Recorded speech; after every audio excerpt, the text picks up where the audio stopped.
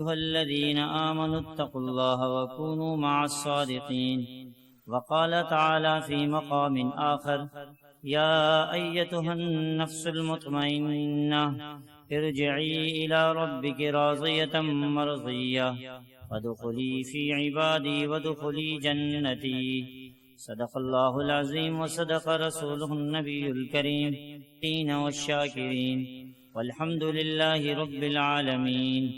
اللهم صل على سيدنا ومولانا محمد وعلى آله وأصحابه وبارك وسلم تسلیما کثیرا کثیرا.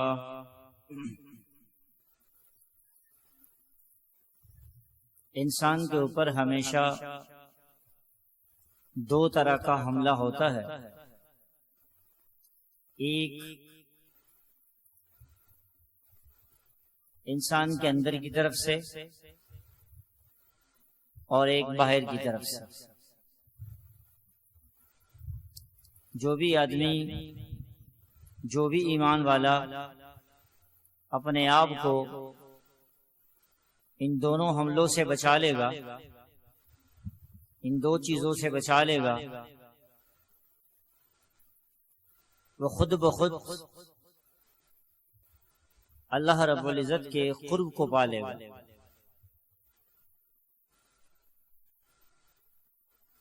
اندر سے جو حملہ کرنے والا ہے وہ شیطان ہے، اور باہر سے انسان کے اوپر حملہ کرنے والی چیز ہے وہ انسان کی بری مجالس ہے.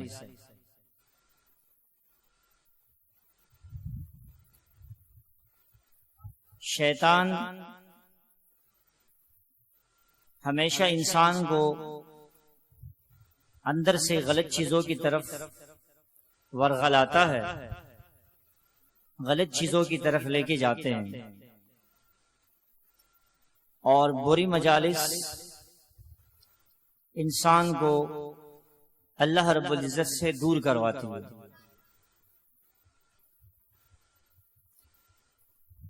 آج کل ہم لوگوں نے پیر و مرشد کے پاس جا کر ان سے بیعت کرنے کے بعد یہ سمجھا ہوا ہوتا ہے کہ ہمیں ذکر دے گا، ہم زیادہ ذکر کریں گے، اللہ کا نام زیادہ لیں گے، ذکر اذکار میں اضافہ ہوگا. یا شیخ کے پاس اس لیے جاتے ہیں کہ شیخ کے پاس جا کر ہم ان سے جو اسباق ہے تصوف کے وہ لیتے رہیں گے تو ہم بہت جلدی اللہ پاک کو پا لیں گے.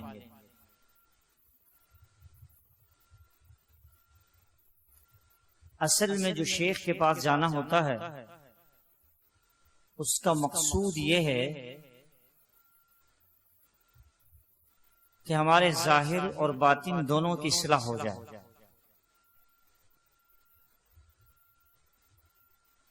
اگر ایک آدمی کو اپنی اصلاح کی فکر نہیں، وہ لاکھوں اذکار کر لے گا، کبھی بھی اس اذکار کا فائدہ اس کو حاصل نہیں ہوگا. آدمی کو اپنی اصلاح کی فکر ہی نہیں ہے کہ میں فلاں گناہ سے بچ جاؤں، فلاں مجلس سے بچ جاؤں، فلاں چیز کے سننے سے بچ جاؤں، دیکھنے سے بچ جاؤں. اس کا ذکر اذکار اور معمولات اس کو قطعاً فائدہ نہیں دے سکتے.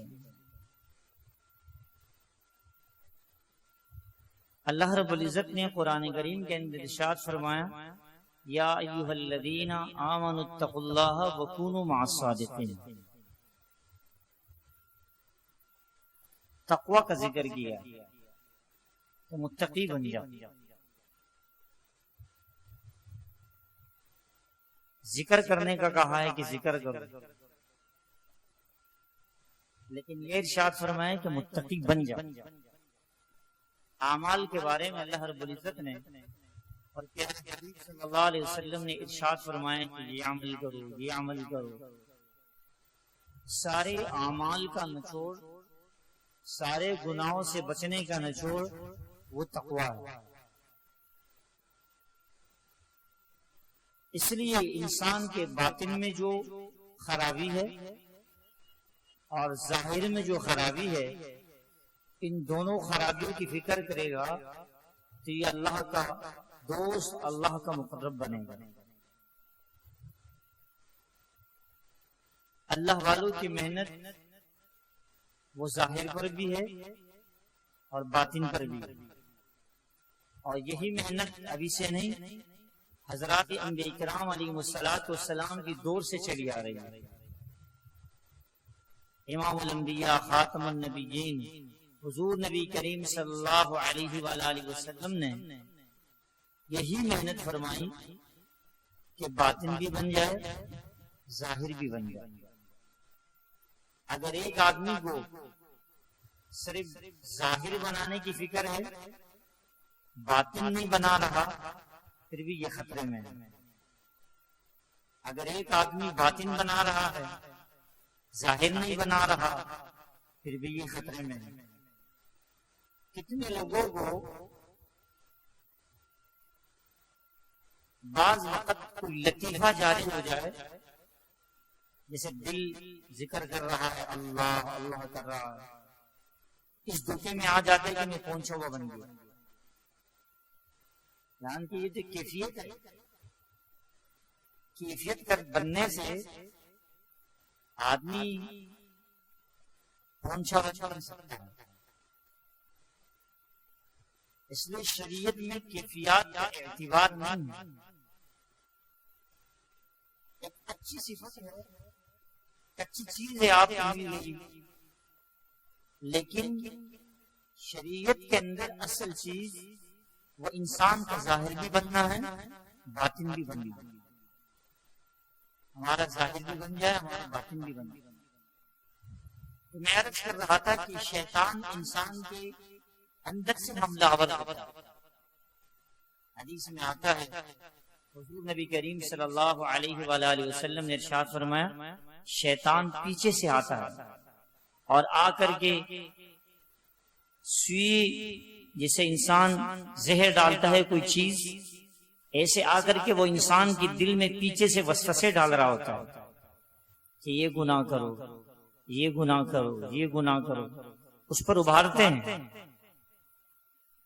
اور ابھارنے کی بات پھر شیطان جب اس کے باتوں میں آ جاتا ہے تو سب سے پہلے جا کر کے غلط مجلس کو اختیار کرتے ہیں، اور غلط مجلس کی وجہ سے بندہ اللہ کا نافرمان بنتا ہے۔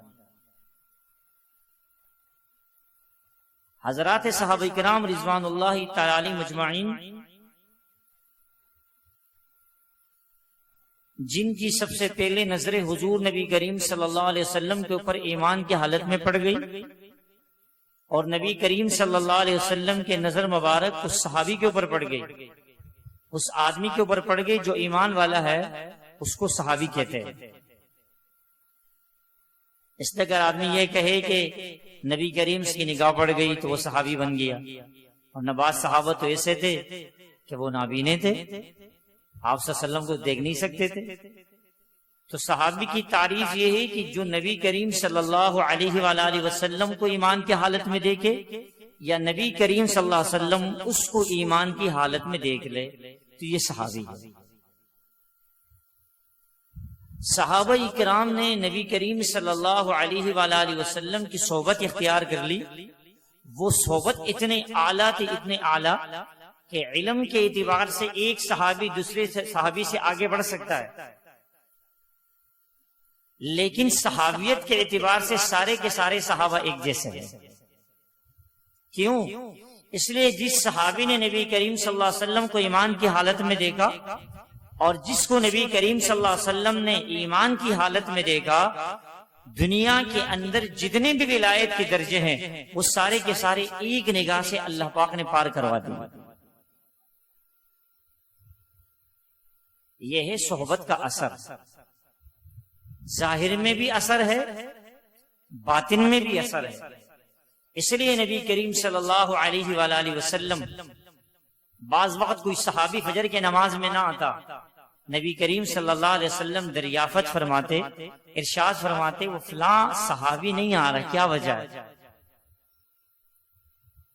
نبی کریم صلی اللہ علیہ وآلہ وسلم جہاد میں گئے، غزوے میں کوئی صحابی نظر نہیں آئے، نبی کریم صلی اللہ علیہ وسلم نے ارشاد فرمایا فلاں نظر نہیں آ رہا۔ پوچھتے تھے یہ کیوں؟ اس لیے کہ نبی کریم صلی اللہ علیہ وآلہ وسلم کو اپنے صحابہ کے ظاہر کی بھی فکر دی اور اپنے صحابہ کے باطن کی بھی فکر دی کہ ان کا باطن بھی محفوظ ہو جائے، ان کا ظاہر بھی محفوظ ہو جائے۔ اور اللہ رب العزت نے حضرات صحابہ کرام کے ظاہر کو بھی محفوظ کیا تھا، باطن کو بھی اللہ پاک نے محفوظ کر دیا۔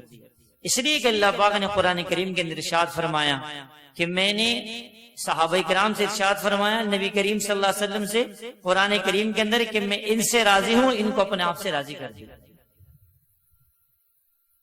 تو صحبت کا بہت بڑا اثر ہے۔ اگر انسان اپنے باطن کی فکر نہیں کرے گا تو باطن کے اندر جو گناہ ہیں کہ اس گناہوں کے اندر لگا رہے گا، شیخ کی صحبت میں بھی آئے گا، گناہ بھی کرے گا۔ کتنے لوگ ایسے ہیں اللہ والوں کے پاس جاتے ہیں، بظاہر میں سر پر ٹوپی بھی ہوگی، شیخ سے وید بھی ہوگا، سنت کے مطابق لباس بھی پہنا ہوا ہوگا، لیکن تنہائیوں کے ایسے گناہوں کے اندر مبتلا ہوگا، اس سے بچنا اس کے لیے مشکل ہوگا، اور اس کی وجہ یہ ہوگی کہ یہ اپنے شیخ کے سامنے اپنے اصلاح کے بارے میں کسی چیز کے بارے میں شیخ سے پوچھے گا نہیں۔ تو اس لیے اپنے باطن کی جو خرابی ہے اس کے اندر مبتلا ہوگا۔ علماء نے لکھا ہے کہ جو آدمی تنہائیوں کے گناہوں کے اندر، تنہائیوں کے گناہوں میں سے کسی گناہ کے اندر پڑ گیا، بہت مشکل سے اس آدمی کو اس گناہ سے چھٹکارا حاصل ہوتا ہے۔ تنہائی کا گناہ اتنا خطرناک، جو بھی گناہ ہے، دل میں حسد ہے، کسی کو تو پتہ نہیں ہے اس کے دل میں حسد ہے، بغض ہے کسی کو پتہ نہیں ہے، دل میں تکبر ہے پتہ نہیں ہے کسی کو، چپ چپ کے بدنظری کر رہا ہے کسی کو پتہ نہیں ہے۔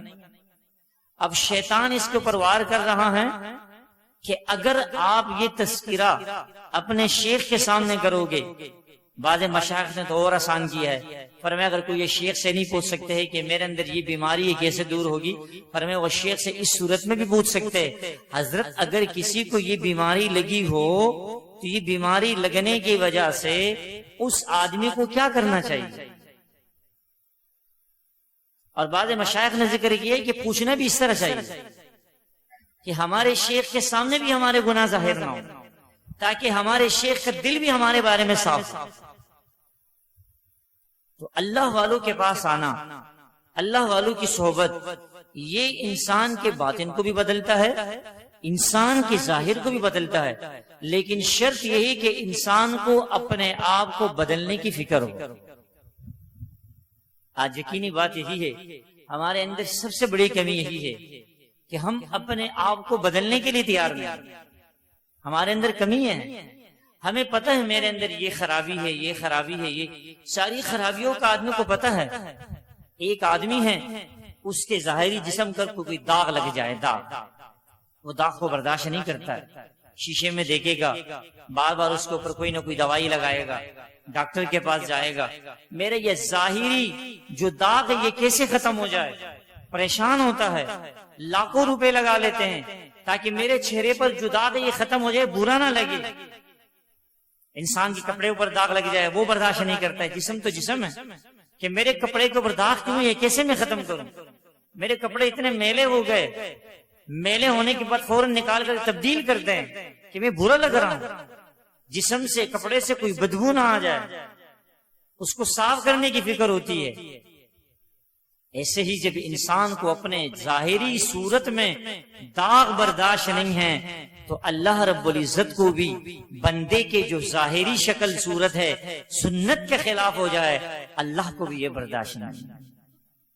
کہ میرے مومن، میرے بندے، میں نے آپ کو جو جسم دیا ہے یہ میں نے اس لیے یہ دے کہ اس کو آپ دین کے مطابق بنائیں گے۔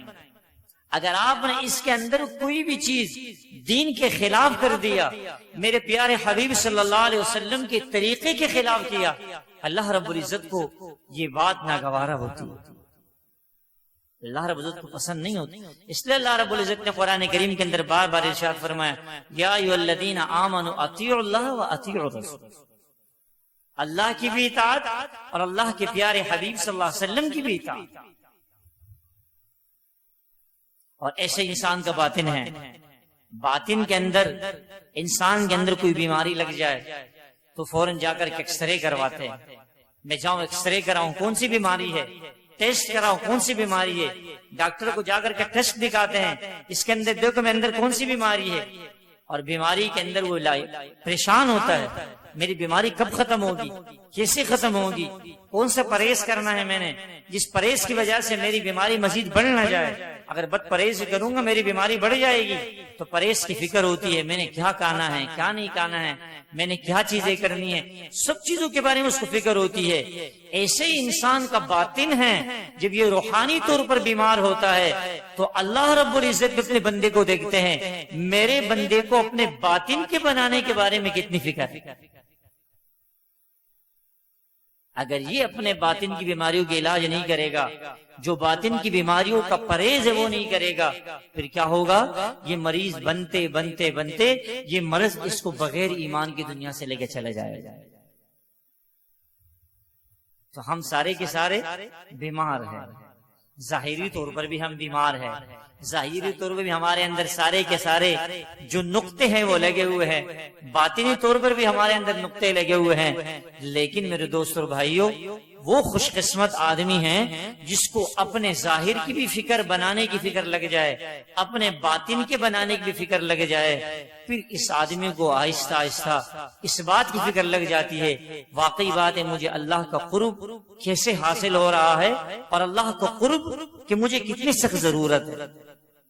آج گناہ کے چھوڑنے کی فکر کیوں نہیں ہے؟ لوگ کہتے ہیں چھوٹا سا گناہ ہے۔ آج میں اپنے حضرت کے کتاب میں پڑھ رہا تھا، احوال السالکین میں، موردین نے سوالات کے ان کتاب میں، تو ہم تعلیم کرتے ہیں عصر کے بعد، تو ایک صاحب نے سوال کیا حضرت سے کہ حضرت میں اگر چھوٹے چھوٹے گناہ جو ہوتے ہیں اس سے اگر میں بچنے کی کوشش کرتا ہوں لیکن بچا نہیں جاتا ہے، میں کیا کروں؟ حضرت نے پھر جواب میں ارشاد فرمایا، ماچس کی ایک تلی کیوں نہ ہو، اگر وہ کسی جگہ لگ جائے تو سارے کے سارے گودام کو جلا دیتے ہیں، سارے کے سارے فیکٹریوں کو جلا دیتے ہیں، حالانکہ وہ تیلی معمولی سی لگ رہی ہے، ایک معمولی سا اس کے اوپر مسالہ لگا ہوا ہے، لوگوں کی نظر میں بہت معمولی چیز ہے، لیکن اگر اس کو آگ لگ جائے تو وہ سارے کے ساری چیزوں کو راکھ کر کے رکھ دیتی ہے۔ فرمائے ایسے ہی اگر ہم گناہوں کو معمولی سمجھیں گے تو ایسا نہ ہو کہ یہ معمولی گناہ ہمارے سارے کے سارے اعمال کو ختم کر جائے، ہماری زندگیوں کو بغیر ایمان کے لے کے چلے جائے، ہمارا خاتمہ بغیر ایمان کے خدا نہ خواستہ ہو جائے۔ اس لیے میرے دوستوں اور بھائیوں بزرگوں، اپنے باطن پر جو حملہ کر رہا ہے شیطان، ہم نے اس کی بھی فکر بھی کرنی ہے۔ ہمارا ظاہر جو ہے، جو مجالس میں ہمارا بیٹھنا ہے، ہم نے اس کی بھی فکر کرنی ہے۔ ہماری جیسے صحبت ہوگی ویسے اس کا ہمارے اوپر اثر ہوگا۔ اس لیے تو غالباً ابو بکر صدیق رضی اللہ تعالیٰ نے ارشاد فرمایا کہ برے صحبت ذل ہے، اور تنہائی کے اندر بیٹھنا اچھے مجلس کو اختیار کرنا بہتر ہے۔ اس لیے علماء کرام نے لکھا ہے، اللہ والوں نے لکھا ہے کہ جب انسان کو مقام مل جاتا ہے وہ کچھ نہ کچھ اللہ کی محبت کے قریب قرب کے درجات کو حاصل کر لیتا ہے، پھر ان کو ہر وقت تنہائی کی ضرورت ہوتی ہے۔ بس لوگوں کے اندر آ کر بیٹھ جائے، بیٹھنا منع نہیں ہے، لیکن جیسے لوگوں سے فارغ ہو فوراً تنہائی میں چلے جائے، تنہائی کے اندر زیادہ وقت گزارے۔ کیوں؟ اس لیے کہ اس کی تنہائی اتنی پاکیزہ ہو جاتی ہے کہ پھر اس کے تنہائی کے اندر جو اس کو اللہ کے قرب کے درجات حاصل ہوتے ہیں وہ مجمع کے اندر بیٹھ کے اس کو اس چیزوں میں وہ چیز نہیں مل رہی ہوتی۔ اس لیے اللہ والوں کو دیکھو کہ وہ ایک مقام پر پہنچتے ہو تو ہمیشہ تنہائی کو زیادہ پسند کرتے ہیں، کہ میں تنہائی میں رہوں، اللہ کا ذکر کروں، اللہ کی یاد کروں، لوگوں کے ساتھ میل جول میں زیادہ نہ رہوں۔ اس لیے تو بازاروں کے اندر حدیث میں آتا ہے، نبی کریم صلی اللہ علیہ وسلم نے ارشاد فرمایا کہ زمین پر سب سے بری جگہ وہ کیا ہے؟ وہ بازار، اور سب سے محبوب جگہ اللہ کو کیا ہے؟ وہ مسجد ہے، اللہ کے گھر ہے، وہ اللہ کو سب سے زیادہ محبوب ہے۔ اس لیے ان اللہ والوں کو بھی سب سے زیادہ محبوب وہ اللہ کا تعلق ہو جاتا ہے، اور تنہائیوں کے اندر وہ اللہ سے باتیں کرتے ہیں، اللہ سے تعلق جوڑتے ہیں، بار بار اللہ کا ذکر کرتے ہیں، قرآن کی تلاوت، معمولات، جس کو پتا ہوتا ہے کہ بس مجھے اللہ سے تنہائی کے اندر جو باتوں میں مزہ آ رہا ہوتا ہے، مجمع کے اندر مجھے وہ چیز نہیں مل رہی، اس لیے وہ کثرت کے ساتھ تنہائی اختیار کرتے ہیں۔ اس لیے میرے دوستوں، بھائی، بزرگوں، ہم بھی اپنے بارے میں فکر شروع کریں۔ ہمارے باطن کے اندر کیا کیا چیزیں ہیں جس کی ہمیں فکر نہیں ہے، ہمارے ظاہر میں کیا چیزیں ہیں جسے ہمیں فکر نہیں ہے۔ اگر گناہ ہے ہمیں اس کی فکر لگنی چاہیے، نیکیاں ہیں اس کے اندر آگے بڑھنے کی فکر کرنی چاہیے۔ اگر ہمارا یہ دونوں برابر ہو جائے گا پھر خود بخود ہمیں معلوم ہو جائے گا اللہ کا قرب کیا ہے، اللہ کا تعلق کیا ہے۔ اس لیے اللہ رب العزت نے قرآن کریم کے اندر سورہ فجر کے آخری آیتوں میں ارشاد فرمایا، یا ایتھا النفس المطمئنہ ارجعی الی ربک راضیۃ مرضیہ فادخلی فی عبادی وادخلی جنتی۔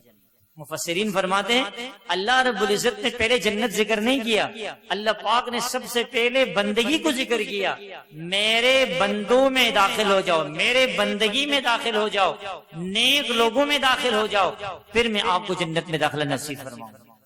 اگر میرے بندگی میں نہیں آؤ گے، میرے نیک بندوں میں نہیں آؤ گے، اس وقت تک آپ کو جنت میں داخلہ نہیں مل سکتا۔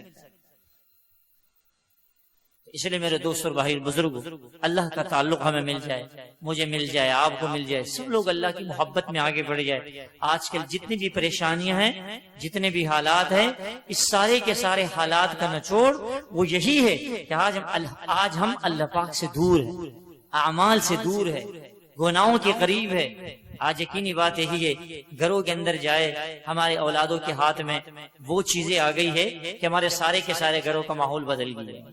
موبائل فون نے سب لوگوں کے گھروں کے ماحول کو بدل دیا، بازاروں کا ماحول بدل، محفلیں بدل، شادیوں میں جائے، غمیوں میں جائے، حتیٰ کہ قبرستان میں بھی جائے، حتیٰ کہ مسجد میں بھی جائے، موبائل فون نے ہمارے زندگیوں کو خراب کر دیا۔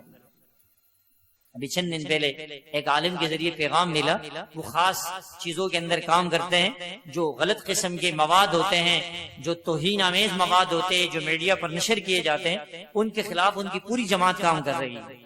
تو اس نے پیغام بھیجا کسی پرچی کے ذریعے سے، تو اس کے اندر پرچی کا میں مطالعہ کر رہا تھا، اس نے کہا کہ آج کل سب سے زیادہ جو لوگ توہین، یعنی انبیاء کرام علیہ الصلوۃ والسلام کی، حضرات صحابہ کرام کی اور شاعر اللہ کی توہین کے اندر جو ہمارے نوجوان مبتلا ہو رہے ہیں، اس کی وجہ کیا ہے؟ فرمایا کہ جتنے بھی لوگ ہمارے نوجوان خاص کر جو فحش چیزیں موبائل فون کے اندر دیکھ رہے ہیں، فرمایا بعض وقت اس کے اندر ایسی چیزیں آ جاتی ہے جو صحابہ کرام کے شان کے، یعنی ان کے گستاخی کے اندر استعمال کی جا رہی ہوتی ہے، اور لوگ اس کو بھی دیکھ رہے ہوتے ہیں، وہ بھی اس کو آگے شیئر کر رہے ہوتے ہیں کہ چلو اس کو بھی شیئر کر دیتا ہوں۔ فرمایا جس نے اس کو شیئر کر دیا تو وہ خود بخود اس کے اندر گستاخی کے اندر آ جاتے ہیں اور اس کو پتہ بھی نہیں چلتا ہے، اس لیے کہ بیچارے نے ساری زندگی، ساری جوانی غلط چیزوں کے دیکھنے میں، فحش چیزوں کے دیکھنے میں، ان چیزوں کے اندر سارے اوقات گزار رہے ہوتے، کئی گھنٹے فحش چیزیں دیکھ رہے ہوتے ہیں۔ اب والدین کو پتہ نہیں، ماں کو پتہ نہیں، باپ کو پتہ نہیں، بھائی کو پتہ نہیں، گھر والوں کو پتہ نہیں ہے میرے بیٹا اس کے اندر کیا دیکھ رہا ہے۔ اور بعض وقت وہ ان جو غیر آدمی، غیر مسلم جس چیز کو کرنا چاہتے ہیں، ہمارے اپنے مسلمان صحیح عقیدے والا جو ہمارے مسجدوں میں آتے ہیں، ہمارے مدرسوں میں آتے ہیں، ہمارے ساتھ تعلق ہے، وہ غلط چیزوں کے اندر پڑھ کر، ان کی اولادیں پڑھ کر وہ غلط چیزوں کے اندر استعمال کر کے اسی کی تشہیر کر لیتے ہیں اور اس کے اندر وہ مبتلا ہو جاتے ہیں، جس کے بارے میں علماء کرام فرماتے ہیں کہ اس آدمی کے لیے حکم یہ ہے کہ بعض وقت اس کے بارے میں یہ حکم آ جاتا ہے کہ اس کو قتل کیا جائے، اور ہمیں پتہ بھی نہیں۔ اس لیے جو لوگ، ہمارے نوجوان، ہمارے بچے جو ان چیزوں کو استعمال کرتے ہیں، ہمیں کم از کم چاہیے کہ ہم ان کی فکر کریں، ان کے روزانہ چیزوں کو دیکھیں کہ میرے اولاد کیا چیز استعمال کر رہے ہیں، کون سی چیز کو دیکھ رہے ہیں۔ وہ ایسی چیز تو نہیں دیکھ رہے ہیں جس کی وجہ سے اس میرے بچے اور میرے جوان کی ساری زندگی بلکہ اس ایمان کو بھی خطرہ پیدا ہو رہا ہے. اور آج خطرہ ہے بہت زیادہ، یقینی بات کہہ رہا ہوں، بہت خطرہ ہے. کتنے نوجوان ایسے ہیں جو غیر چیزوں کو دیکھ کر، غیر کے بیانات سن کر اور اس کے اندر پڑھ کر کے ایسے سوالات اس کے سامنے آ جاتے ہیں، اس کو دیکھتے ہی وہ مرتد بن جاتا ہے، پتہ بھی نہیں ہوتا. کتنے نوجوان آ کر سوال کرتے ہیں کہ فلاں مولوی صاحب تو فلاں اسکالر آتے ہیں، اس نے آج یہ مسئلہ ذکر کیا اور یہ مسئلہ ایسا ہے اور حقیقت، لیکن میں تو علماء سے سنتا چلا آ رہا ہوں اور اس نے آج نئے مسئلہ ذکر کر دیا ہے. حالانکہ اس آدمی نے ایک حدیث کا ٹکڑا لیا ہوتا ہے، باقی دونوں طرف سے سارے ٹکڑے غائب کیے ہوتے ہیں. اور ہمارے نوجوان کے حدیث ہے، قرآن کی آیت ہے، وہ ترجمہ ہی غلط کر رہا ہوتا ہے. تو اس لیے میرے دوستوں اور بھائیوں، ہم اپنے گھروں کے اندر اپنے نوجوانوں پر، اپنے بچوں پر، اپنے بھائیوں پر، اپنے رشتہ داروں پر نظر رکھے کہ میرے گھر کے اندر کیا چیز استعمال ہو رہی ہے. اگر ہم اس کی فکر نہیں کریں گے، ہم بہت بڑے دیندار بن جائیں، بہت بڑے تہجد گزار بن جائے. میں گھر کے اندر تہجد بھی پڑھتا ہوں، ذکر بھی کرتا ہوں، تلاوت بھی کرتا ہوں، اعمال بھی کرتا ہوں، لیکن میرے گھر کے اندر میرا بیٹا میرے ہوتے ہوئے تنہائی میں ایسی چیزیں دیکھ رہا ہے جس کی وجہ سے اللہ کی رحمتیں میرے گھر کے اوپر بن رہی. ایک آدمی کے تہجد گزار بننے سے گھر کا ماحول نہیں بدل سکتا کہ ہمارے گھر کا ماحول بدلے گا، ہمارے معاشرے کا ماحول بدلے گا، اور پھر اللہ رب العزت کی طرف سے رحمتوں کے فیصلے آئیں گے، برکتوں کے فیصلے آئیں گے، ہمارے حالات درست ہو جائیں گے، ہماری جو پریشانی ہے وہ ختم ہو جائے گی. آج ہر آدمی رو رہا ہے، پریشان، جس کو بھی دیکھے رو رہا ہے. اور رونے کی وجہ کیا ہے؟ اس کو صرف اپنی فکر ہے، اپنے گھر کے کسی فرد کی فکر نہیں. اپنی بھی فکر کرنی ہے، اپنے دوستوں کی بھی فکر کرنی ہے. کتنے ہمارے دوست ہوتے ہیں، ہمارے ساتھ اٹھنے بیٹھنے والے ہوتے ہیں، لیکن یقینی بات یہی ہے اگر آپ ان سے کبھی کسی دن پوچھ لے کہ آپ رات کو کیا چیز دیکھتے ہو، آپ کے سارے رات موبائل فون کھلا ہوا ہوتا ہے، آپ کیا کیا چیزیں استعمال کرتے ہو، اگر آپ اس سے سننا شروع کر دیں گے آپ کانوں کو ہاتھ لگا دیں گے. ہمارے ساتھ کتنے لوگ ہوتے ہیں، جڑے ہوئے ہوتے ہیں، نوجوان ہوتے ہیں، تعلق ہوتا ہے، اصلاحی تعلق ہوتا ہے. بعض وقت ہم ان سے پوچھ لیتے ہیں یا ان کے سٹیٹس پہ دیکھ لیتے ہیں، ایسی چیزیں لگائی ہوتی ہے جو اس کے براہ راست ان کی زندگی کا ہمیں مشاہدہ کروا رہا ہوتا ہے کہ بیچارہ تنہائی کے اندر کیا استعمال کر رہا ہے. یہ آج ہماری حالت ہے. آج تو ہمارے نوجوان، ہمارے اپنے تعلق والے، وہ جو اپنے سٹیٹس پر ایسے گانے لگائے ہوتے ہیں، ایسی چیزیں لگائے ہوتی ہے، انسان اس کو دیکھ کر انسان کو حیا آ رہا ہوتا ہے کہ کیا استعمال کر رہا ہے. جو ہر وقت مسجد میں تہجد بھی پڑھتا ہوں، میں ذکر بھی کرتا ہوں، میں تلاوت بھی کرتا ہوں، ساتھ میں گناہ بھی کرتا ہوں. اور وہ اکیلے گناہ نہیں کر رہا، کتنے لوگ اس کے لگائے ہوئے گناہ کو دیکھ رہا ہوتا ہے. اور مرنے کے بعد اگر اسی حالت میں اس آدمی کو موت آ جائے، قبر میں چلا جائے، کتنے لوگ اس کے وہ چیز دیکھ رہے ہوتے ہیں. اب بتاؤ، اس کے لیے گناہ اس کے نام اعمال میں درج ہو رہا ہے، لکھے جا رہے ہیں. ایک آدمی نے ایک جھوٹ بولا نا، ایک جھوٹ، کسی نے ایک جھوٹ بھی بولا کہ فلاں میں نے تو یہ کام کیا، اپنے اچھائی بیان کر لی، اب اس نے جھوٹ بولا ہے. اب وہ جھوٹ کتنے لوگ نقل کریں گے. آپ کو پتہ ہے فلاں آدمی نے اچھا کام کیا، وہ کہیں گے فلاں آدمی نے یہ اچھا کام کیا. اب یہ آدمی مر گیا، اس نے کیا نہیں تھا، لیکن اس کی جھوٹ قیامت تک لوگوں کے اندر منتقل ہوتا رہے گا. اس کو قبر میں عذاب ملتا رہے گا، عذاب ملتا رہے گا. حتیٰ ایک دکاندار ہے، اس نے ایک چیز بیچ دی، اس نے کہ یہ تو میں 50 روپے کے لے کے آیا تھا، اور 50 روپے کے نہیں، اس نے 40 روپے کے لے کے آیا ہے. اب یہ آدمی نے خرید لیے 50 روپے 60 روپے کا اس سے. اب وہ جا رہا ہے بھائی آپ نے مہنگی خرید، نہیں دکاندار نے مجھے کہا کہ 50 روپے کے میں نہیں خریدی، اس نے میں نے 60 روپے کی خرید لی. اب یہ بات منتقل ہوتے ہوتے جتنے لوگ یہ جھوٹ سن رہے ہیں، سارا کا سارا گناہ اس دکاندار کے نام اعمال میں جانا.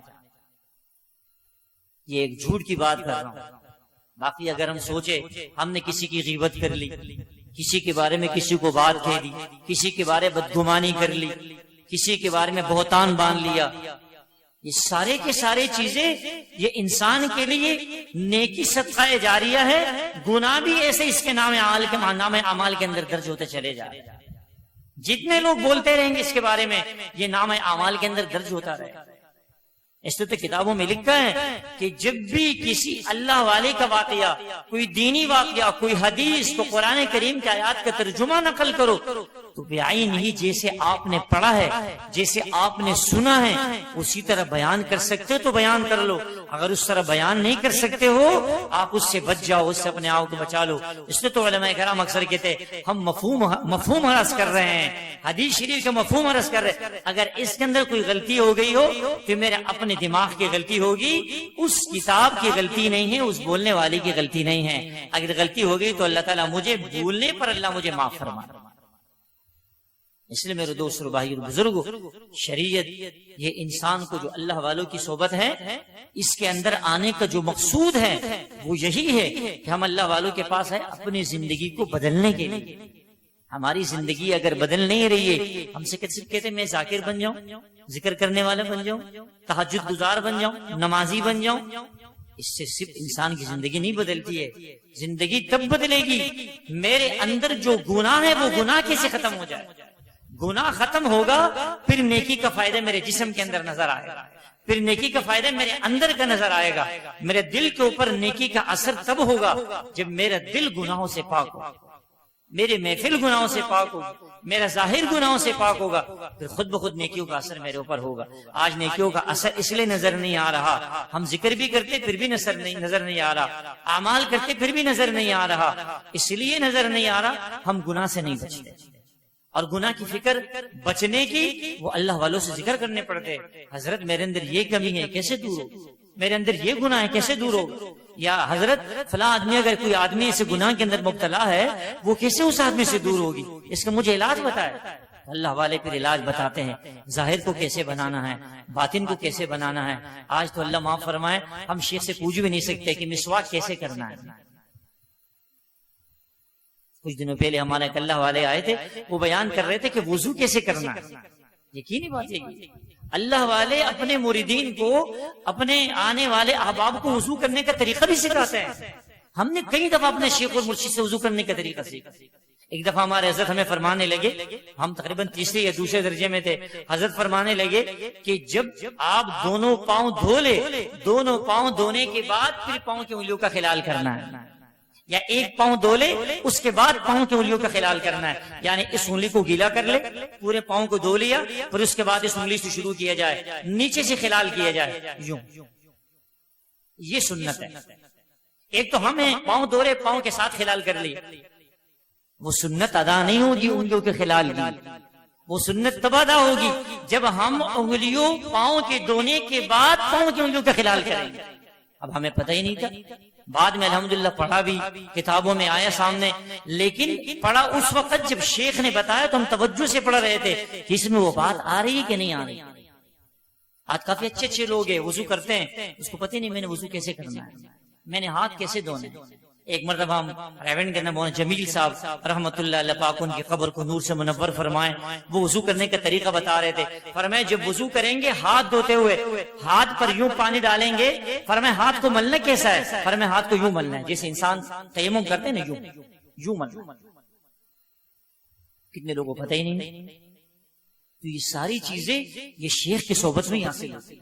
میں نے تو شیخ سے ہر چیز سیکھنی ہے، میں نے لباس کیسے پہننا ہے، لباس کیسے اتارنا ہے، میں نے کنگھی کیسے کرنی ہے۔ یقینی بات ہے یہ جب اللہ والوں کے پاس انسان حقیقی طور پر اپنے اصلاح کی فکر میں آتے پھر انسان کو پتا ہوتا ہے کہ میرا لباس کیسا ہو، میرا پہننا کیسا ہو، میرا اتارنا کیسا ہو، میری کمائی کیسی ہو، میری خرچ کیسے ہو۔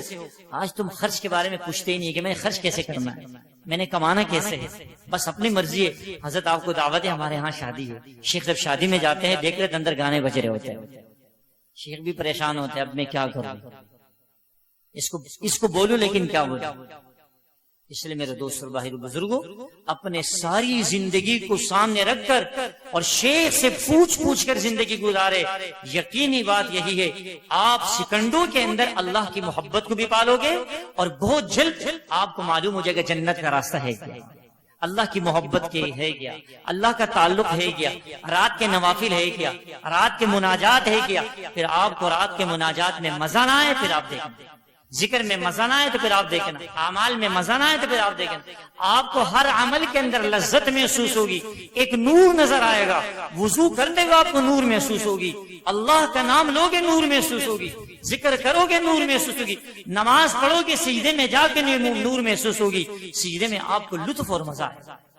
اللہ تعالی ہم سب کو اپنے اصلاح کی فکر نصیب فرمائے، اللہ رب العزت کہنے سننے سے زیادہ عمل کرنے کی توفیق نصیب فرمائے، آمین آمین وآخر دعوانا ان الحمدللہ رب العالمین۔ ایک مرتبہ سورہ فاتحہ، 3 مرتبہ سورہ اخلاص پڑھیں۔ الحمدللہ۔